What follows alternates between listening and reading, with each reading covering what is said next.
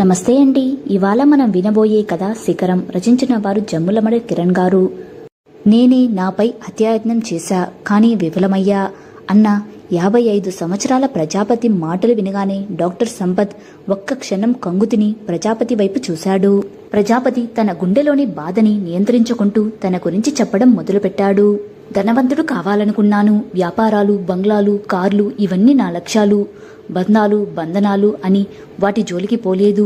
నా ధ్యాస అంతా నా లక్ష్యాల వైపే. నన్ను ఎవరూ అవమానించలేదు.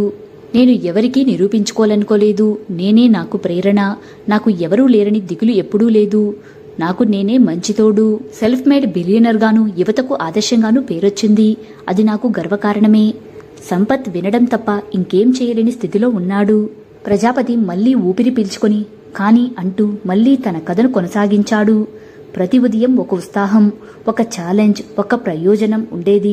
కానీ ఈ మధ్య ఏదో లోటు, ఏదో వెలితి బాధిస్తోంది. కోట్ల వ్యాపారాలు, విలాసవంతమైన జీవితం ఉన్నా ఏదో వెలితి, ఏదో తెలియని శూన్యం నన్ను ఆవహిస్తోంది. ఆ భావనను భరించలేక ఈ పనికి తెగబడ్డాను. ప్రజాపతి కళ్ళలో ఆ కన్నీటి బిందువును సంపత్ గమనించాడు. స్ట్రెస్ అంతే, తగ్గిపోతుంది ప్రజాపతి గారు అని సర్ది చెప్పాడు డాక్టర్. సంపత్ లెక్క ప్రకారం ఇలాంటి కష్టాలు డబ్బున్న వారికి వచ్చే పిచ్చి కష్టాలు. అవేమీ పెద్ద సమస్యల్లా అనిపించలేదు. తనకి మాత్రం ప్రతి నెల ఈఎంఐలు కట్టడం, కార్లు కొనుక్కోవడం, దేశాలు చూడటం వంటి డబ్బుతో ముడిపడిన సమస్యలే పరిచయం. ఇంకా ఇంట్లో భార్యతో గొడవలు, పిల్లల భవిష్యత్తుపై కసరత్తులు లాంటివి సమస్యలని సంపత్ ఉద్దేశం. 2 రోజుల్లో హాస్పిటల్ నుండి ప్రజాపతి గారు డిశ్చార్జ్ అయ్యారు. డాక్టర్ల సలహా మేరకు సంగీతం వినటం, యోగా చేయటం, తోటపని చేయటం లాంటి అలవాట్లు కొత్తగా పరిచయం చేసుకున్నాడు. ఒక మానసిక కౌన్సిలర్తో మాట్లాడటం వంటి కార్యక్రమాలకు కొన్ని సమయాలు కేటాయించాడు. మళ్లీ తన దైనందిన జీవితాన్ని చిన్న చిన్న మార్పులతో మొదలెట్టాడు. కొన్ని రోజులు కొంతమేర ఉపశమనమిచ్చింది. ఇంకా పూర్తిగా తెల్లవారకుండానే ఆఫీస్కి వచ్చేశాడు ప్రజాపతి. ఏదో కాస్త పనిచేశాక ఏదో శూన్యత మళ్లీ ఆవహించింది. విరక్తితో తన కుర్చీలో అలాగే వెనక్కి వాలి కళ్ళు మూసుకున్నాడు. ముందు లీలగా, తరువాత గట్టిగా ఒక కూనీరాగం వినబడింది.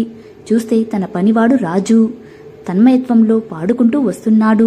తనని ఆశ్చర్యంతో చూస్తున్న ప్రజాపతిని చూడగానే తీసిన ఆలాపన అర్ధోక్తిలోని ఆపేశాడు. చేతిలో ఉన్న బకెట్ కింద పడేశాడు.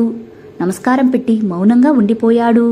ఆ భయాన్ని గమనించిన ప్రజాపతి నవ్వు ఆపుకుంటూ పని కానివ్వమని సైగ చేయటంతో రాజు గదిని శుభ్రం చేసే పనిలో పడ్డాడు.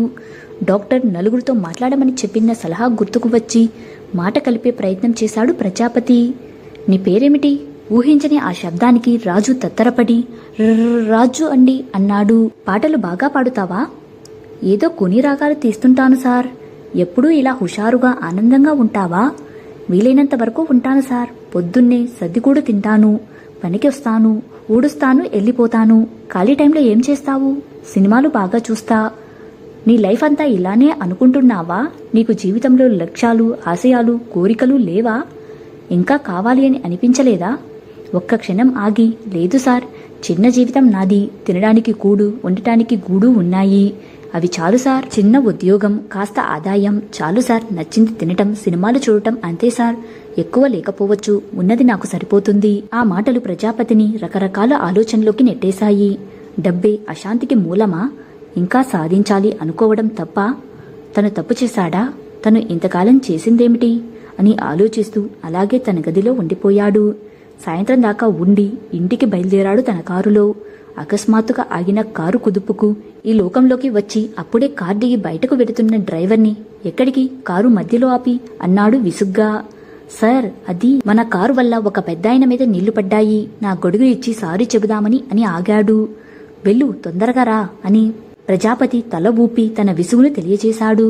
ప్రజాపతి ఇంటికి చేరుకోవటం ఏం చెయ్యాలో తోచక నిరాసక్తతో గడపటం మామూలైపోయింది.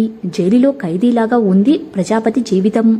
ఆ మర్నాడు ఆదివారం ఆఫీస్ కూడా లేదు. కావాలనుకుంటే వెళ్ళొచ్చు, కానీ అది బోరని తోట పని చేద్దామని ఇంటి ముందు ఉన్న తోటలో ఏం చెయ్యాలో తెలియక అటూ ఇటూ తిరుగుతూ ఉంటే గేట్ చప్పుడైంది.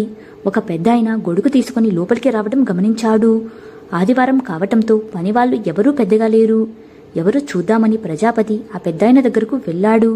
ఆయన హుందాగా ఉన్నాడు. దగ్గరకు వెళ్లే కొద్దీ ఆ మొహాన్ని తను గుర్తించాడు.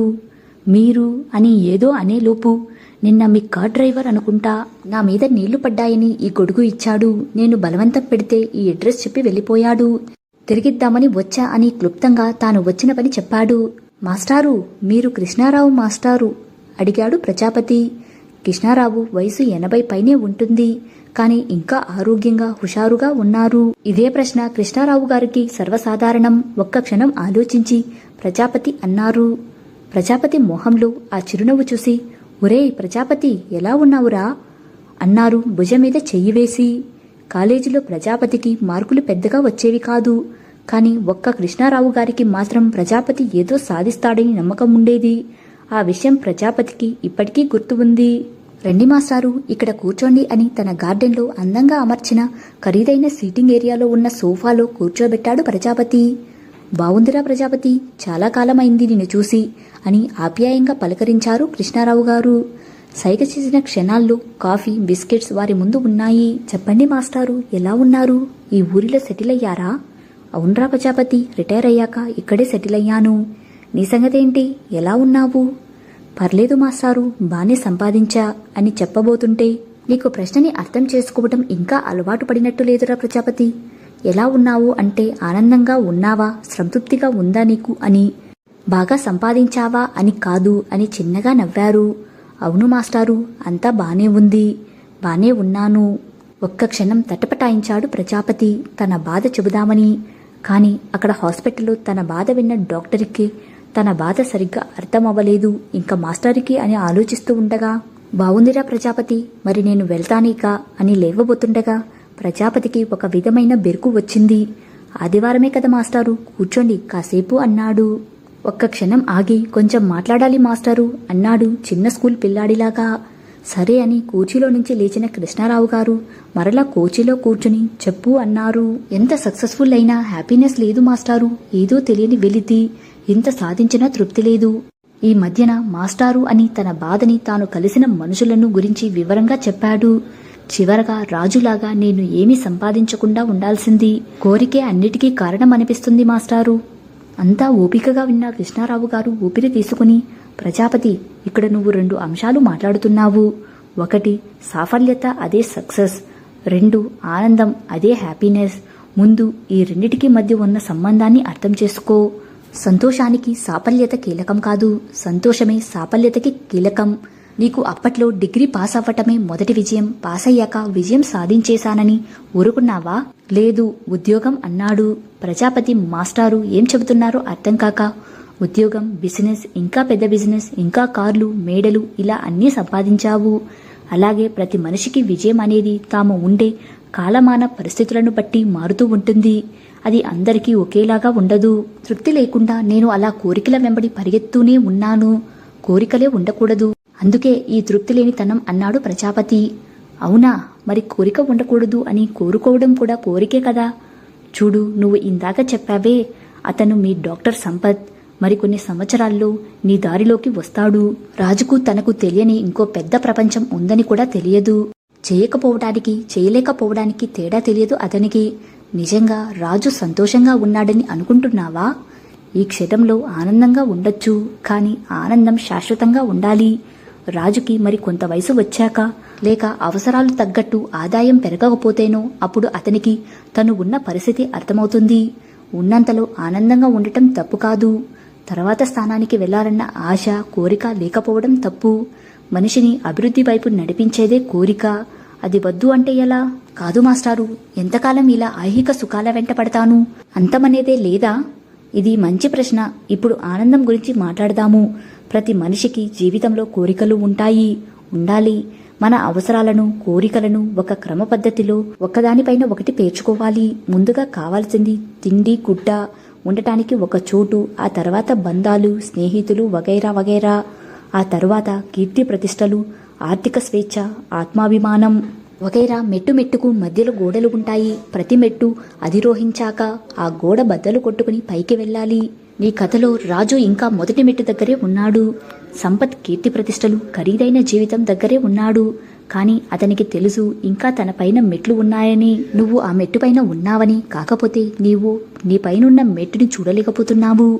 అలా వింటూ ఉండిపోయాడు ప్రజాపతి. కొన్ని క్షణాల తరువాత, మాస్టారు, ఇంకేం సాధించాలి? అన్నీ ఉన్నాయి కదా, నాకు తృప్తి తప్ప. అది ఎక్కడ దొరుకుతుంది? అదే ఆ చివరి మెట్టే, ఆత్మ సాక్షాత్కారం, సెల్ఫ్ యాక్చువలైజేషన్. దీని గురించి మాస్లా చాలా వివరంగా చెప్పారు.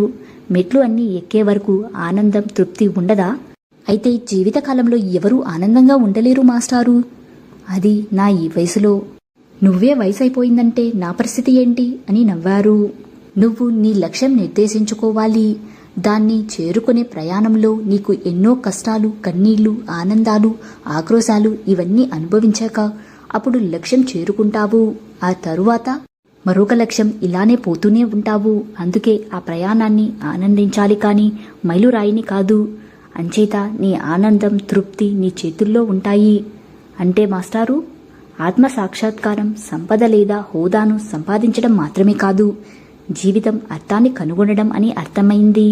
కానీ ఎలా, ఎప్పుడు ఈ స్థితికి వచ్చామో తెలుసుకోవటం ఎలా? ఏ క్షణంలో నువ్వు డబ్బుతో కొనలేనివి ఉన్నాయని గుర్తిస్తావో అప్పుడు నువ్వు ఈ స్థితికి వచ్చినట్టు. అది ఎవరూ చెప్పరు, నీకే తెలుస్తుంది. మరి ఎలా దానిని సాధించటం? ఆత్మ సాక్షాత్కారం అనేది నువ్వే అన్వేషించాలి. ఎప్పుడో వదిలేసిన నీ అభిరుచులు, నువ్వు చెయ్యాలనుకున్నవి ఆలోచించు. ఏ పని నీకు మళ్ళీ మళ్ళీ చెయ్యాలనిపిస్తుందో, ఎప్పటికీ విసుగురాదో ఆ పని చెయ్యి. కొంతమందికి చక్కని కవిత వింటేనే, రాస్తేనే వస్తుంది. కొంతమందికి సంగీతం, కొంతమందికి రచనలు రాయటంలోనూ, చదవటంలోనూ, మరికొంతమందికి మరో విధంగా. ఇలా ఒక్కొక్కరికి ఒక్కో విధమైన పని ద్వారా వారి మనసుని ఈ స్థితికి చేర్చుతారు. ప్రజాపతి ఆలోచనలో ఉండిపోయాడు. కృష్ణారావు మాస్టారు చెప్పటం కొనసాగించారు. లెక్చరర్ అవటం వలన అలుపు లేకుండా మాట్లాడగలుగుతున్నారు. ఓప్రా విన్ఫ్రే తెలుసా? టీవీలో చూసే ఉంటావు. ఆమె ఒక నిరుపేద కుటుంబంలో పుట్టి తన మీడియా కెరీర్ ద్వారా అపారమైన సంపద, కీర్తిని సాధించింది. ఆ తరువాత ఇతరులను ప్రేరేపించడానికి, ఉద్ధరించడానికి ఓప్రా విన్ఫ్రే నెట్వర్క్ను సృష్టించడం ద్వారా ఆత్మ సాక్షాత్కారంను సాధించింది. అలాగే బిల్ గేట్స్, వారెన్ బఫెట్, ఇంకా మన ధీరుబాయి, అజీం ప్రేమ్జీ, ఇలా ఎంతో మంది ముందు భౌతిక అవసరాల దగ్గర మొదలుపెట్టి సంపదను సాధించి ఆ తరువాత ఆత్మ సాక్షాత్కారంను సాధించారు. చూడు, నువ్వు నీ కోసం ఏం చేయగలవో. దేశానికి నీలాంటి వారు ఇంకా ఇంకా కావాలి. నీ ప్రయాణాన్ని ఆనందించు, నీ విజయాన్ని కాదు. ఎందుకంటే ఆ క్షణం కొంతసేపే. ఎప్పుడైతే నువ్వు నీ ప్రయాణాన్ని ఆనందిస్తావో ప్రతి ప్రయాణం ఆనందంగానే ఉంటుంది అని భుజం మీద తట్టి కృష్ణారావు గారు వెళ్లిపోయారు. కొంచెం దూరం వెళ్లిన కృష్ణారావు మాస్టారు మళ్లీ వెనక్కి వచ్చి ప్రజాపతి భుజం మీద చెయ్యి వేసి ఒక్క మాట చెప్పారు. మళ్లీ తెల్లారింది. ఈసారి రెట్టించిన ఉత్సాహంతో నిద్రలేచాడు ప్రజాపతి. స్పష్టమైన లక్ష్యం ఉన్నప్పుడు కలిగే ఉత్సాహం అది.